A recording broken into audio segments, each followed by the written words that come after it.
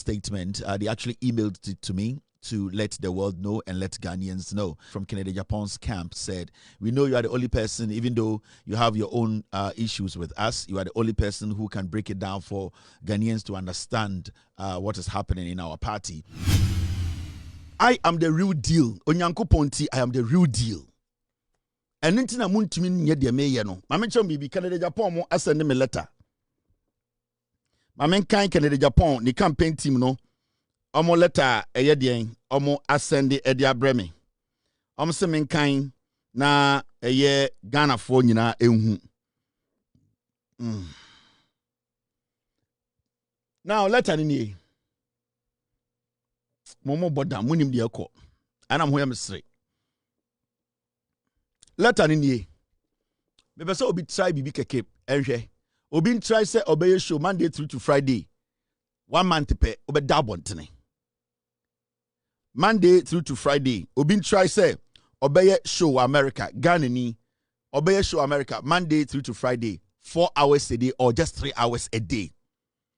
Onye Monday, Tuesday, Wednesday, Thursday, Friday, 1 month. Sunday parobe dabontene. Yeah. Nobody can do it. You have no idea. You have no idea. Me se me pese obi challenge me. 1 month pe.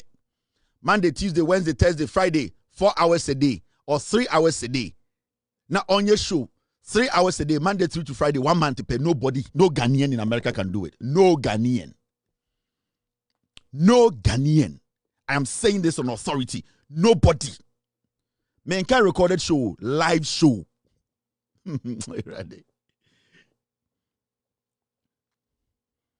Me say live show and a pre-recorded show you live show every day 3 hours Monday, Tuesday, Wednesday, Thursday. Me say juma we me juma nie. This is how I make my income. I am living good because of this. This is my job. De biana mubusa na Kevin nye juma me juma ni. It's a multi-million-dollar company. I've invested millions into my job. O to busa say ejuma be na Kevin here. Na nka me nye juma nka de biana TV so. Me juma nie. Unya juma tina na nam kwa okuta phone no. So we juma obenya officer ye me juma nie. This is my job. And I make money than majority of Ghanaians in America from my job. You don't know what consistency is. You don't know being truthful. You don't know adding quality to your work. You don't know having people who have the knowledge to support you. You don't have better production team. You don't have committed people who think the way you think. You want to be like me. You want to do what? You want to change. Do you know how to change lives and change minds? You think it's easy? On Sunday, munya ma confused wa bruchire. Munim dia munye. Untuminya journalism wa bruchire. You can't. You how many days the muye show with TV so? Ewo social muntuminya show more than 2 hours. 1 hour 30. Untumi. Now what time no? Unu ukrukura ye juma untumi. We control intana mumuye. Right now man for e bro mo ho ase. Mesi enche mubehu ahema amufri Ghana a omoti America no mu pia cart e wo Walmart enche mubehu ahemfo a omoso me ahemfo Ghana omoti kroma no mu pam omo yedwuma car wash. Me say you will respect Kevin Taylor when you come to America. You will respect us when you come to America. You will respect us. Unhu ya untumi hwe tu nwan me anjudwam ne anko enim. Now, I would like to say a happy birthday to one wonderful gentleman, Kojo Lipsy. Kojo Lipsy, the general manager for a year. Don't cut it. And I'm a professional barber in America. In fact, over America, don't cut it. On any Ochimiti, very, very solid guy. Gold-plated, don't cut it. Solid, friendly, very professional. Time conscious, and if don't cut it. But hey, there's one man who has made all this happen. About don't cut it. Management, ope timing, ope bibia, wama don't cut it production. The jumano ejina nenaswa. Your friend Kojo Lipsy. He is in charge of the company. The dean, Anwankasene jumano, chief operating officer, COO. Kojolipsi, Abrafumba Huna, Kojolipsi. What's how you doing? You want a haircut or something? I can book something for you. Kojolipsi, you know. Abrafuni feeling fucking. Omushana, Kojolips, into Abrafun friend Kelly. I into Omujan R. Kelly, but also Kojolipsi, no. Beso Biadenbe, Lenke R. Kelly. Into Omokanso, no, I'm not R. Kelly. Into Kojoli. I. Some say Kojolipsi. Into Omujan say, Bia, R. Kelly. Kelly, also from man Kelly, but the dinner said Kojolipsi. Happy birthday to Kojolipsi, one and only. Don't catch me back. Uchabitia Winjimska, and then Macatro, my advert today. Kojolipsi, happy birthday to you, man. All right, Mommy and Kind Kennedy, Agyapong, a year, ne, you know. Ne letter na, ni team no, a release, no, na, yanko ye nim. Now, this is for immediate release. Because I'm saying, Anopena Agyapong team no, send the way by inbox him. And they want us to read it. In fact, message an account and say, we appreciate what you are doing for Mother Ghana. We know you want the right thing to be done. We know our differences. We know you are a professional. And we know your platform is the only platform that can break this down for every single Ghanaian to know the truth. We are not in contention with anyone. We just want the right thing to be done. We know Bawumia is trying to rig. We will do our best. If we win, good. If we don't, it should be a free and fair election. Please, can you put this out for us? Any statement I can Agyapong team no at the car a year or more letter we will say mankind na minjum send a bear PZ4 say your Ghana for MPP for no ebeti de konase or party nim. Now, the reason why I can Agyapong a year the team no a release sa statement we no is simple. Send ram the chairman a video we played that. Na candidate Bawumia Kwara Bawku ekotena Wontumi radio Sebio candidate Bawumia supporter your friend saying chairman Wontumi edia Wontumi radio Akwara ekotena wa your friend Koka wo se den Jimmy ni bisa akotena wa na Odi Mahamudu Odi candidate Agyapong atem video wenti ana ma candidate Agyapong team no release statement. Shady and a bunny, yeah, and the now to TV so dimatem. Oh, yeah, mine. Who cost show so? Oh, friend, with some say, can I help you with analysis? Now mention amount. You because they need direction, they need purpose. Now we be deal call for them. Me boss, ye ni tu where you mo. Ye me ni tu so da. Nipa me ni ye me ni tu so da. Na say nipa ye bia ni tu so man ko say contest election. Ni akwa hin. Direction, they need purpose. Now we be deal call for them. Me boss ye ni tu where you mo. Ye me ni tu so da. Nipa me ni ye me ni tu so da. Na say nipa ye bia ni tu so man ko say contest election. Ni akwa hin. Direction, they need purpose. Now we be deal call for them. Me boss ye ni tu where you mo. Ye me ni tu so da. Nipa me ni ye me ni tu so da. Enti video we na Kennedy e kan ho asem ni team no say no. Afedi I say ya broso. Abronya se Kennedy abodam. Abronya se Kennedy abodam chen osono. Ena ende sa junkie we a onume du bone so akotena Wontumi so e catch say eye Kennedy Agyapong sebio ono abranti we the boss ne Bawumia yembie ni ti so Asante kasa na woka no se Kennedy abodam eye den edi obi a wabodam ebedi party nanim ama Kennedy team no ayo madwene say omoso ebetu obonum tuo ama Ghana fo ehu say bibia ankoka preda anka preda enye bibia ene na French forecast le souhait tout le mas synchramion et le tout c'est bibia ankoka bibia bibi nka bibi into omudi nkan ama Ghana fo atiase se Kennedy din a waye ene ni team ni din a omaya omadwene se omo so endi atem na omo beka omasem no omo se sebio insio tai aponcheni a eduru bebi a sa aponcheni no obema showdown but omo pese ni die kwan so no omo kasa kire Bawumia because omo ni bisa Bawumia na shechiri ono ene hye Wontumi echi ehye Kwara we echi ema omo di Kennedy atem edi ne bema ene ne yire ne busua atem na ende no omo so ede to abontene se bema wo fie na bibi ntina sebio ye frɛ bema onje so efiri se de bia se o mewo fufuo na opeso o kire se bema wo fie so uduru fie bi mu na ye frɛ Kwame Amoako na o hyede no onje so a na bia ye fufuo esi jaso ntira na omo se bema firi edem eba tuntosuo wa abontene a enye se ne ni age ebia na esotoro anase ebia ne nu na fono ne so enti ma amanfo enye se ono wote wona wa edin no na emrantie we omo ye Bawumia Kwara edi na tem so wabodam no enche se ono so ontumi enyi ano o se menkenkan na mekan paragraph bia na medwudwam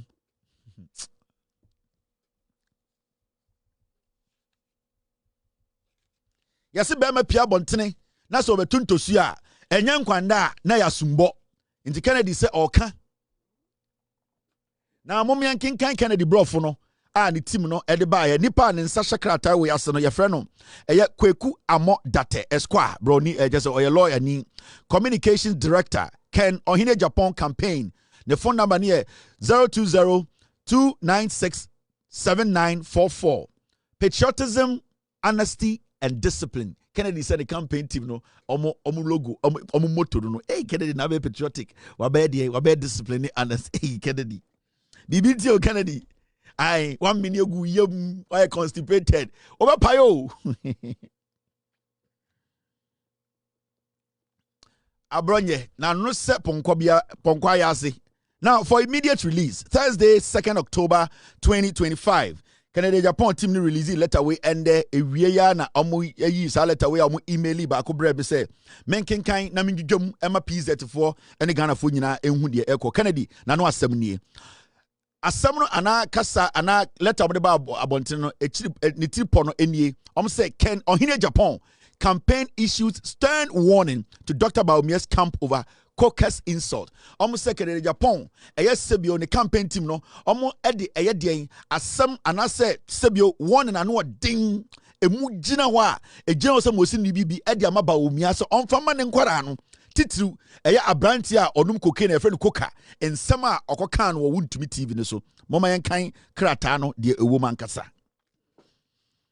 The Ken Ohine Agyapong campaign hereby puts on notice in the strongest possible terms that it will not stand idly by why surrogates of Dr. Mahmoud Bawumia unleash personal attacks on Honorable Ken Ohine Japan. Almost say, Ken Agyapong, onwangasa, any sebio, omo de chidom, the team no. Almost say, enya dia, omo di omonsa, ebe shop de free actina omo shwaso. Ama nipe bia omne Bawumia enam enkwara bia omne Bawumia nam ede Kennedy enim etwitwi fom se eno de enya de ometena omo hwaso anaso omeka omonsam yenu asho omdem fem ama nipe bi ede Kennedy Japan ono ankasa ene omobudi nechi enim etwitwi fom mom yenko enim paragraph 2 yejudwam.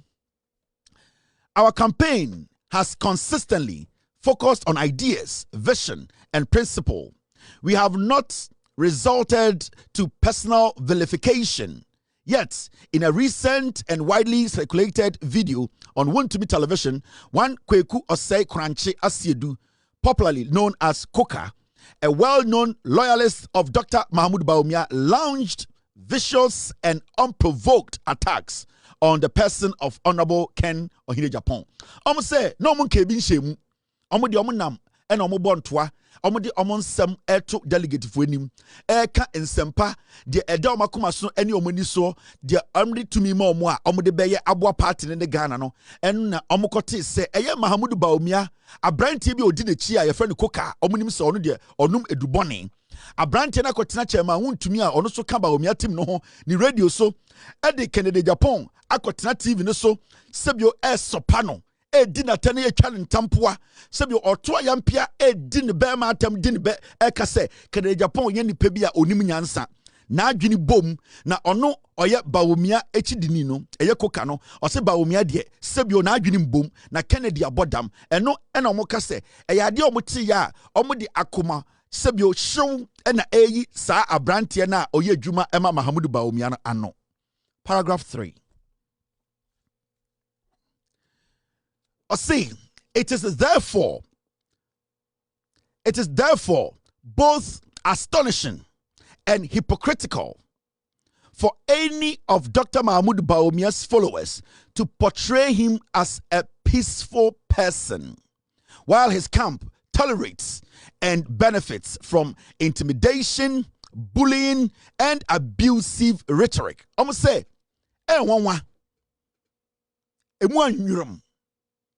se etwayem se obi betena baby ebie na no aka se Mahmoud Bawumia oye nipa bi a sebio opasumdwie se Mahmoud Bawumia ye nipa bi a de ekoso na ni tua odi hu nkomo osrefa ho ɔne nkora no ɛbɔ siri hehe esia edi ho fɛw no ɔse sansɛm ya nkora we ɛka etia Kennedy Agyapong egu n'anim ase ɛsɛe ne nipa ban a amanfo bi ɛka sɛ Mahamud Bawumia yɛ nipa bi a ɔpɛ deɛn ɔpɛ ɛyɛ deɛn dwodwo yɛ anase ɔpɛ ɛyɛ deɛn nkabom no ɔse ɛnwanwa efiri sɛ deɛ kan Bawumia suman tie no ɛne deɛ ɔmo kan ebo ebura ɔmo sɛ obi gyina beebi ka sɛ Bawumia yɛ obi a ɔpɛ asomdwe a Bawumia suban ne yɛ ɛne deɛ ɔyɛ no ɛne deɛ nkɔfɔm di n'akyi ne yɛ no ɛkyerɛ sɛ Bawumia suban ɛne deɛ ɔmo kafa no ho no ɛbo ebura sɛbio he is the opposite of somebody who wants peace. Na ɔmo kɔ anim no paragraph 3 no ɔse silence in the face of such conduct is itself an endorsement. Ɔmo sɛ deɛ nkɔfo yɛ edi Kennedy atem edi ne yera tem edi ne ni twitwi fom eka so abodam no Bawumia sebio waka na no atum a waye din a ɔhwɛ ne kan ma ne koso no ɛkyerɛ sɛ de abronya ye de koka eye de chema wontumi nye atenia ye di no ɔmo ka so abodam ɔmo ka so onim nyansa ɔmo ka so ɔyɛ kromfo ɔmo ka so ɔyɛ antichrist ɔmo ka so ɔyɛ wi ɔmo ka so ɔyɛ contractor ɔnyɛ ɔmo ka so ɔnyɛ nipa bi obetumi aboa MPP ɔmo ka so ɔyɛ nipa bi a nipa fo a ɔnka no korɛ no ɔmo sɛ saa nyoma no a Bawumia enka ho hwɛ ne kyerɛ sɛ Bawumia sebio de ɔmo yɛ no ɔpene so ɛne yɛ frɛ no he has endorsed that act. Inti Kennedy nkɔfo no sɛ saa nyoma we nyina ɛkɔ so ɛma Mahamud Bawumia to a ɔnka ho asɛm sɛ ɔmo ngyae no ɛkyerɛ sɛ Bawumia nsa hyɛ aseɛ de bia ɔmo ka sɛ onyame nsa wɔ mu no sɛ ɔmo si edi Kennedy atam Bawumia nkɔfo te sɛ abrɔnyɛ Bawumia nkɔfo te sɛ ɛyɛ deɛ nkyɛma wontumi Bawumia nkɔfo te sɛ koka ɛne nkwasiafo ɔmo kana na ɛsɛ Bawumia nsa wɔ mu ɛte sɛ sibia nyame nsa wɔ mu no mumia ɛnkɔ yenim ɛwɔ paragraph 3 nim yɛdwudwam. Now, uko paragraph 3 now, I'm going to say, by failing to repudiate, tie, Kennedy for the brofaba, repudiate. By failing to repudiate these attacks, Dr. Mahamud Bawumia and his inner circle have, through inactions, condoned them.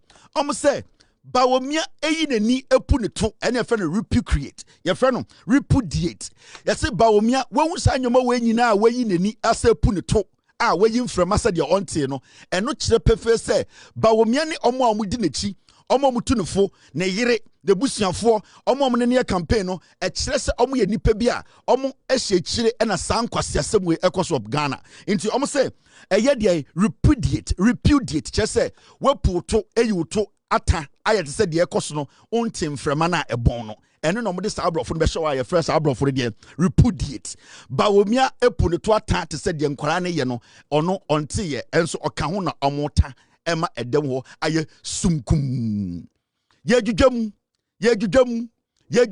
pizza to for ye dwudwam ene je kere di musande brem no se Kevin Taylor anya hwan na beye ready akoi. Odia obijana repudiant means stop, avoid. Odia repudiant means stop and avoid. Obia put to attending because some ye jujuma also repudiant means stop and avoid. Odia tanya bro for some. Yes, repudiant just obia put to attending because some Emma also son some so also repudiant means stop, avoid. One out brofo. Kona kwa pizza te. Ye juja dia ni was stop and avoid. Now one stop here, a better than unja umframa.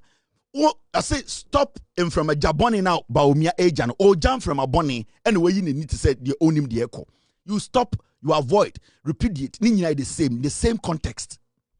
So Bawumia and jump from a man ma, and I win jai tana, a burden and enquire no ensia. Inti repudiate, stop, or avoid. It fits the same context. Munja ni eti brofo. Paragraph 4. Ye jujum.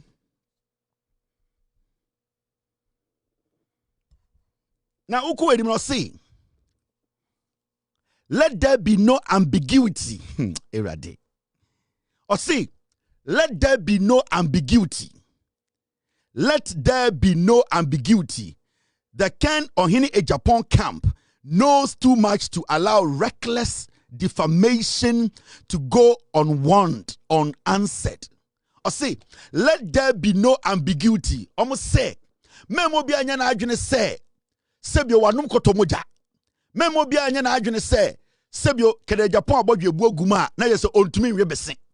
Memma obi anya na adwene se Kennedy nam na sebio ne hwe abono to a na oyofui. Na omo bese omo kire se mo adwene ya mo se ana nipa bi adwene ya ne se eye Kennedy ohini Agyapong de ekoso eye ediatam ehufin ene nyoma omo kan fa ne ho no ontumi nyia no. Memma obi anya na adwene se Kennedy kana no tum na na achia kakra enkyere se ontumi rekawuro. Na sabio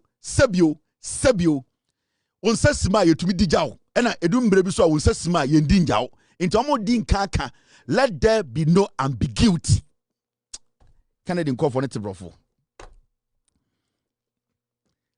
tibrofo but omo ntumi mpisi ntumi na me ma context no so omo de skeleton aba ena me de enam etaretare ho me manada ne eye de asem fa wo che de ehwe wiem boom pop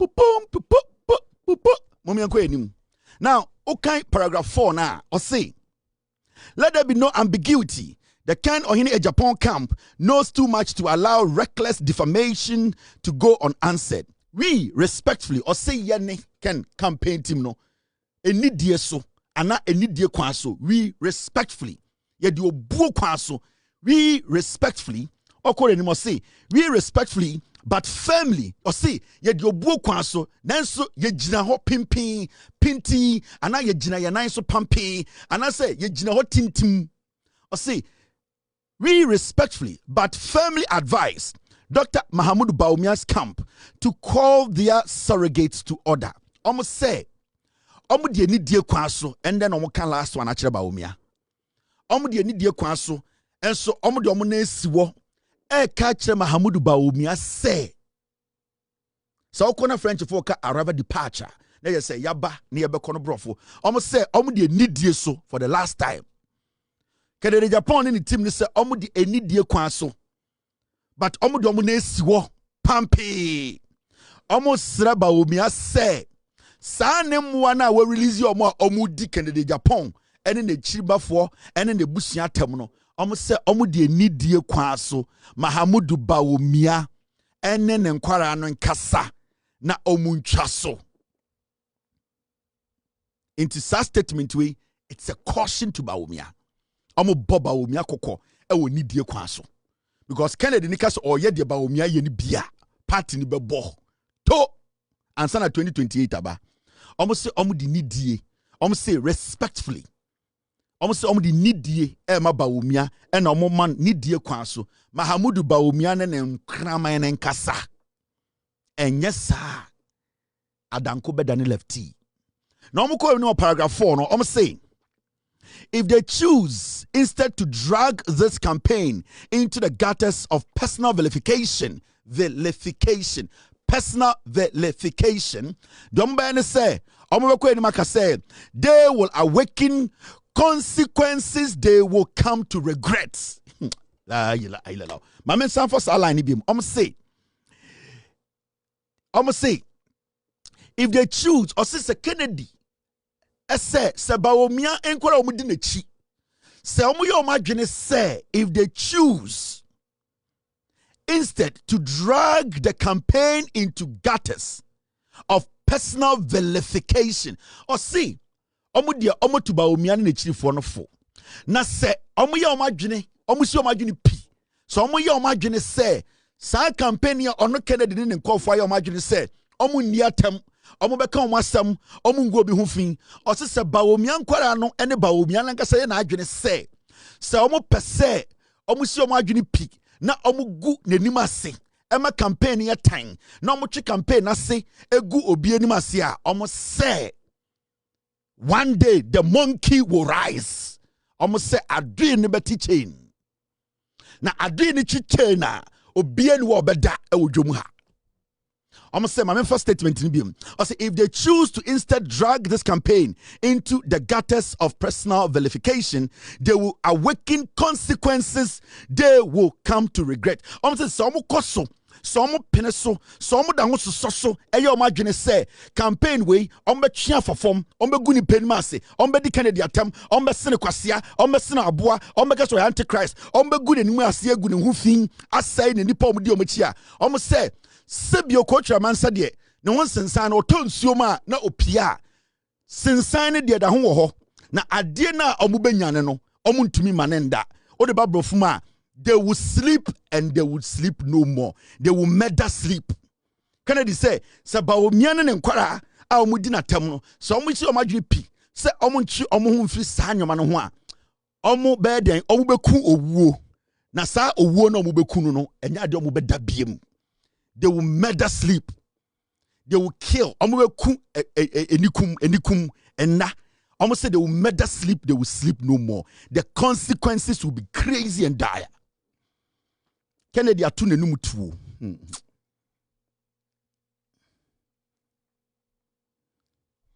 Kennedy atune numu tuo. Adena mekana hu ne simple sa no. Emu pi fucking. Adena hu ne simple sa no. Threat wom. Caution wom. Anticipation wom, vilification wom, emancipation wom, qualification wom, consequences wom, circumstances wom, consistency wom na inconsistencies wom. And yes simple thing I make I know. Sign your money na ya born tofa. And I Kennedy say me ndwam. Na ubo careless na Bawumia ko for atima me kan mu ntie. Now, okay, paragraph 5. Paragraph 5. Almost say, we remain committed to defending truth. Or say, Yanni Kennedy for no. Yadi young kwa to ho. Sebio, yajiatum. Ya adwene say, campaign we no. Yabe bo. Your friend no ban. They are committed to defending the truth. See any kind of funny day. Ye nyatro for ye de kra yankwa ato ho se ye be bod no kure a aboba Bawumia said the Johnson abo akoko. So mo de mo bod no kure ho ban. So be the nokure be makeup. So be the nokure ebe tontoma. So be the nokure ebe chicha mu ase ni anwaku siremufo. So be the nokure ebe kwa kosira kunkum atro ebe kwasira kunkum bagia omde omo so me bo no kure ho ban. So be the atro e de beton toma pai the trum e de aye miss queen anante Ghana inform ho. So be the atro e beton makeups e de di nkwasiasem asrasra nkofo a inform ho. Omde so be the atro e be da Ghana for so economist na onya economist na sebi oye TV so malama omo inform ho. So be the atro the Ghana sika ebe ko kunkumba jiafo ho akodi nkwasiasem asaba na obenam Ghana se wakoye bibia omo se inform ho omo de omo se ensie edi nsie atena nsie so aka se omo be ne se omo be bo no kore ho ban. Now go enim no paragraph 5. I say protecting integrity and speaking for the grassroots of our great party. Say omo be bo eni die ho ban omo bebo party no ho ban omo de eni die kwa so ebe kire ama obi ehun se eye nipa subia ewo party mbia ewo se omo bo ho ban e ma gina ne na so e ma party we efa ne ntoma pafra a omo enya den ensi omo ntoma gufin o wabontene no ono Kennedy ene ne sebio omo di ne chi no saa nyoma ne no mo beye ama party no egina ne na so. Uko eni mo paragraph 5 or say we will continue to preach peace. Kennedy or say on any team no dear. Dada, Oma say Pope John Paul. Almost say Dada, Oma say Sarfo. Almost say Dada, Oma say Acheampong. Almost say Dada, Oma say Abena. Almost the Oma by any say, Eya no kure asumdue ena sebio. Ombe den, omo be ka ho asem. Omo be den, omo be mani party ase. Ombe den, omo be preach wo party. Or say peace. Unity ombesaka in kabom ho asem ama nipa mo party no akom ho abom and discipline senya amanfo bi ade enidie ebema sebio obi a o party nim sebio omo ye from grassroots omo di enidie no kure en nkabom ebe chekere party no aboa ama party no ejina ne naso. Now I'll say unity and discipline within the new patriotic party. But peace must not be mistaken for weakness, and unity must not be confused with cowardice. On say omajatum, say omopese pepeyo, asumdwe, obuo, ene de kan ho ema party gina na naso, say omode beye adwuma ama sebio party gina na naso no.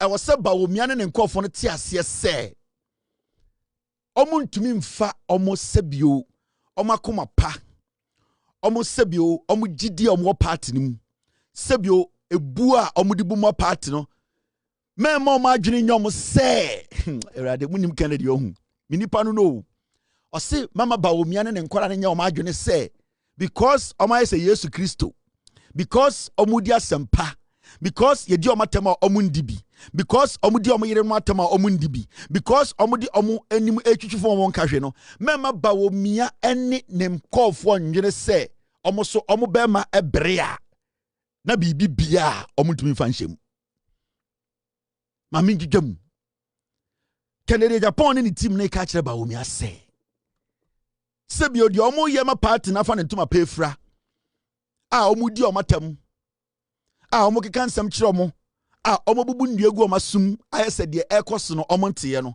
mema Mahamudu Bawumia ne yere Samire ene omo maka ne enye omo adwene se saa nyoma omo acheda agyamene a omo pese party ni gina na aso no mema omo adwene nyomo se so omo be ma sori gina so a bibi bia omo mfa nhyem na omo so mobo careless na mu bie moto a omo de iron fire, omo de iron rod, omo de be hyem amamo e de Kennedy Agyapong ene ni team no enso de omo no asem abeto Ghana fo anim na omo kɔ no eye nipa a ɔkyerɛ krata we na ɔne Kennedy titable ho a Kennedy kan ya ɔkyerɛ ye awie de ne nsa hyase no ye fa no Kwaku amo date esquire or lawyer ni or communications director Ken Ohini Agyapong campaign no ono ene ye kyerɛkyerɛfo panyini a ɔda eye campaign nim sa ensem ya medebrɛ mu yi eye Ghana nti ene Ghana ho dɔ enti na mame ɛkyerɛ mu sansem we